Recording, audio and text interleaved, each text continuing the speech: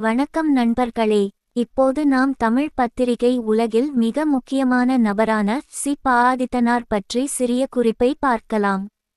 சி.ப. ஆதித்தனார் அவர்கள் 1905ஆம் ஆண்டு தூத்துக்குடி மாவட்டத்தில் பிறந்தார்.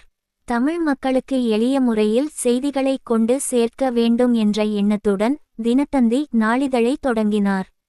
அவரது முயற்சியால் சாதாரண மக்களும் செய்திகளை ஆர்வமாக வாசிக்க ஆரம்பித்தார்கள். அவர் ஒரு சிறந்த பத்திரிகையாளர் மட்டுமல்லாமல் அரசியல்வாதியும் ஆவார். தமிழ் மொழிக்கும் தமிழ் மக்களின் முன்னேற்றத்திற்கும் பல சேவைகள் செய்தார். தமிழக சட்டமன்றத்தின் சபாநாயகராகவும் பணியாற்றினார். 1981ஆம் ஆண்டு அவர் மறைந்தாலும் தமிழ் மக்களின் மனதில் இன்று வரை வாழ்ந்து கொண்டிருக்கிறாரென்று அனைவரின் வீட்டிலும் தொலைக்காட்சியிலும் தினசரி செய்தித்தாளாக ஒன்றே இருக்கின்றது. நன்றி, வணக்கம்.